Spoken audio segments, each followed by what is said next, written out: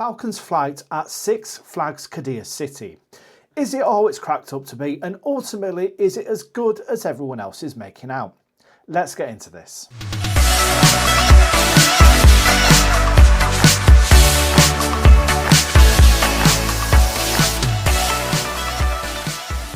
Hey guys, what's happening? Welcome down to a brand new video right here on Theme Park Insanity. Today, of course, as I've said before, we're going to be discussing Falcons Flight and ultimately whether it is actually as good as everybody does seem to be making out.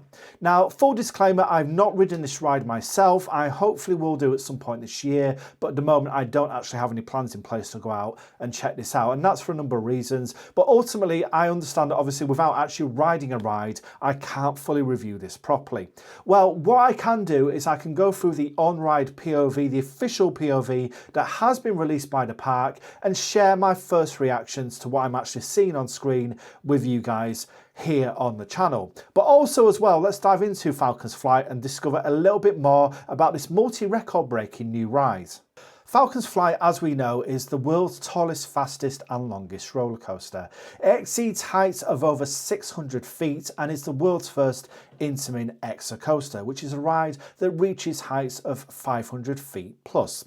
Well, Falcons Flight reaches total heights of up to 640 feet with the elevation, of course, of the cliff. It reaches a total height freestanding of 534.8 feet, spans a total length of 13,943.6 feet, reaches speeds of up to 155.3 miles an hour, and also features 3 LSM launches, or at least a LSM launch lift hill and 2 LSM boosts.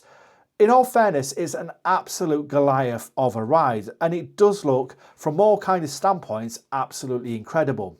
But with all of that in mind, let's now take a look at the on-ride POV that was released by the park themselves and actually discuss our thoughts on this.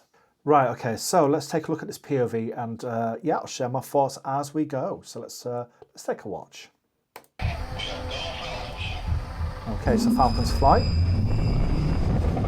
And then straight there into a launched lift hill. Now, I mean, that's quite a small element in comparison to the rest of the ride, isn't it? But then you literally straight over the top of it there and down into a dive. I mean, I'm sure that first dive there will be absolutely fantastic. I'm sure it will be probably full of airtime.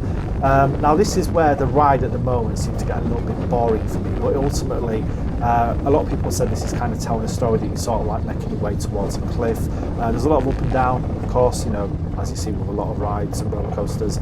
And then you're kind of going into this final sort of swooping turn there and down before coming up into the launch. And this is where the real fun begins. So we're straight into that launch there, up the hill, and that looks incredible, to be fair, it really, really does.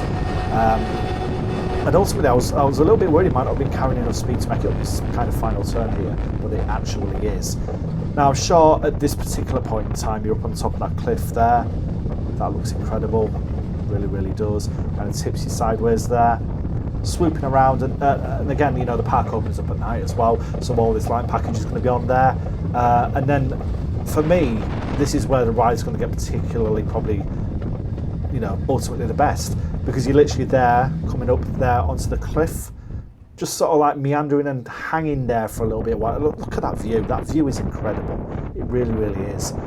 And then this is the bit where it literally just kind of lets you go and you're diving off that cliff. That looks incredible. I'm sure that drop is absolutely amazing on the back row. And then you're straight to an LSM launch there, boost. And then this is where it gets absolutely insane. 540 odd feet in the air. Just look at that view down there. Wow. And then you're coming down, you're just looking at the park as you come down off that. Yeah, it does look incredible. By all intents and purposes, it looks amazing. And then it's carrying a lot of speed here at this particular moment in time. Again, you know, this is really a long ride experience, is this. Going down there, swooping underneath there, straight to that little bit of a tunnel there, and then there's like a massive turn here. But of course, this was obviously filmed when they were having the opening party, or the opening ceremony, should I say. And you're kind of down, and I think you're about to probably, I think you're heading down now to the brakes, roughly thereabouts. It's a long ride experience. It really, really. I'm sure that for me personally, there's certain elements of that go on for just a little bit too long. But at the same time, it does look amazing. I'm not going to lie, it does look really, really good. So yeah, ultimately then, you know, there's no escaping the fact that it does look absolutely incredible. Whether it looks kind of as good as it actually rides, I don't know. I mean, obviously, without actually riding it myself, I can't really judge this properly. But it does look like a really good addition. There are some things that I don't really feel it needs to be as long as that. I understand they're going for the longest roller coaster in the world. I think they're beating that by about a good sort of 3,000 to 5,000 feet in length. In fact, I think Steel Dragon, was it? Yeah, near 10,000.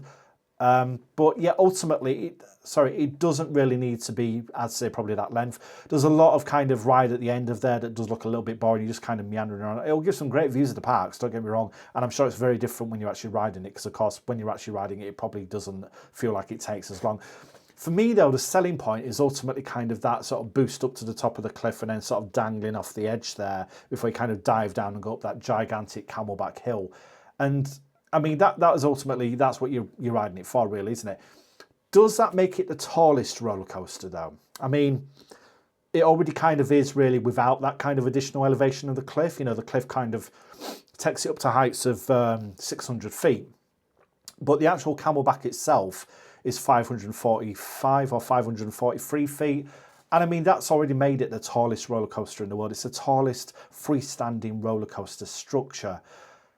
I'm sure it's incredible going over the top of that and really getting those views of the park. But you've got to kind of also remind yourself here that you're in the middle of the desert as well. Yeah, it does look really good. I'm not going to lie. It doesn't look as amazing as a lot of people kind of hyped it up to be. But again, as I said, I've not ridden it myself. I can't really give it a full proper review without actually riding the ride itself.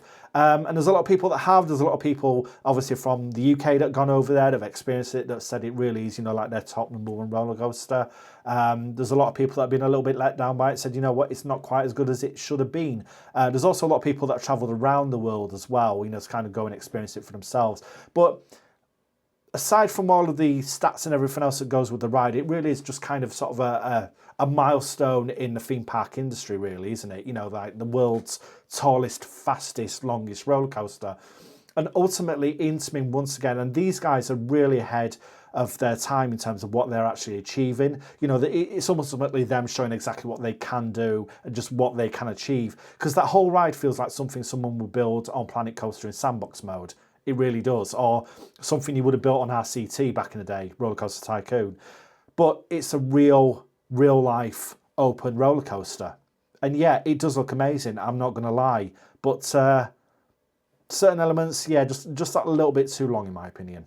And there you have it. So those are my thoughts, first reactions, etc. to Falcons Flight, the on-ride POV. And of course, as I said, until I've ridden it myself, I can't give it a proper review. But it does look amazing. I'm not going to lie. It's certainly one I would like to ride before I pass away, aka a bucket list ride. And ultimately, I love what they've actually done with the ride and just how they've utilised that terrain and kind of created that experience. But I'd love to know your thoughts on Falcons Flight. Have you been out there? Have you ridden it for yourself? If you have, how does it stack up against the video? POVs never do these rides justice. And ultimately, what are your thoughts on Falcons Flight and Six Flags Qiddiya City?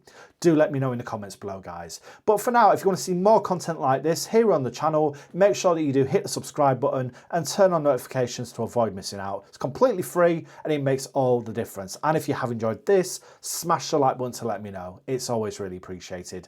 But for now, my name's Joe. This is Theme Park Insanity, and I'll see you all in the next video. Take care. Bye-bye.